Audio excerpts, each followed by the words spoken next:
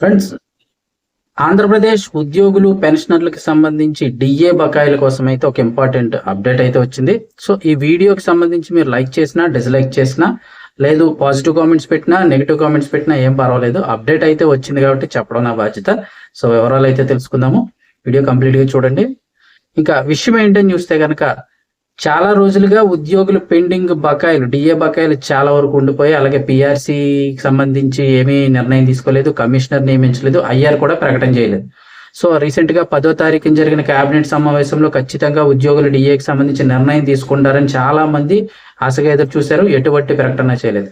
అయితే ఈ రోజు సాయంత్రం నుంచి అయితే గనక ఆంధ్రప్రదేశ్ ముఖ్యమంత్రి చంద్రబాబు నాయుడు గారు అయితే ఏపీ సిఎస్ ఎవరైతే ఉంటారో విజయానంద్ గారితో పాటు, చీఫ్ సెక్రటరీ విజయానంద్ గారితో పాటు ఆర్థిక శాఖ ముఖ్యమైన అధికారులు అందరితో పాటు ఇప్పుడు సమావేశమయ్యారు. ఆర్థిక శాఖ, అదేవిధంగా కొంతమంది ముఖ్యమైన పరిపాలనా అధికారులు ఎవరైతే ఉంటారో వాళ్ళందరితో కూడా ఇప్పుడు చర్చలు అయితే జరుగుతూ ఉన్నాయి.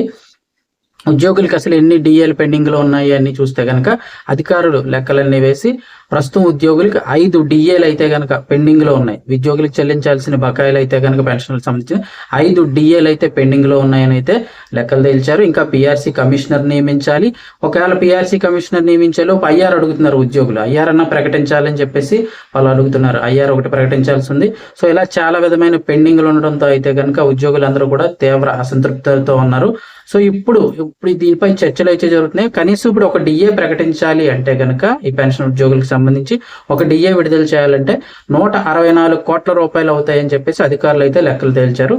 ఇప్పుడు ఒక డిఏతో పాటు మరేదైనా కూడా ఉద్యోగులకు ప్రకటించాలని అయితే కనుక చర్చలు ఇంకా జరుపుతూ ఉన్నారు. రేపటి రోజున అయితే కనుక ఈ యొక్క డిఏకి సంబంధించి ప్రకటన విడుదల చేసి అధికారికంగా ప్రకటన విడుదల చేసే అవకాశం ఉందంటున్నారు. అది రేపు సాయంత్రం లోపు అయితే కనుక. ఇప్పటికే అధికారులు అన్ని వివరాలు ముఖ్యమంత్రి చంద్రబాబు నాయుడు గారికి అయితే ఇవ్వడం జరిగింది. ఇంకా చర్చలు అయితే జరుగుతున్నాయని చెప్తున్నారు. సో అన్ని వివరాలు తెలుసుకొని ఒక నిర్ణయం తీసుకొని రేపు సాయంత్రం లోపు అయితే గనక ప్రకటన చేసే అవకాశం ఉందని చెప్తున్నారు. ఇది ఈ రోజు చూసుకున్నట్టయితే గనక అక్టోబర్ 17వ తారీఖు న్యూస్. రేపు 18వ తారీఖున అయితే గనక ఈ యొక్క డిఏకి సంబంధించి ఒక డిఏ ప్రకటించే అవకాశం ఉందంటున్నారు. దానికి 164 కోట్లు అవుతాయి.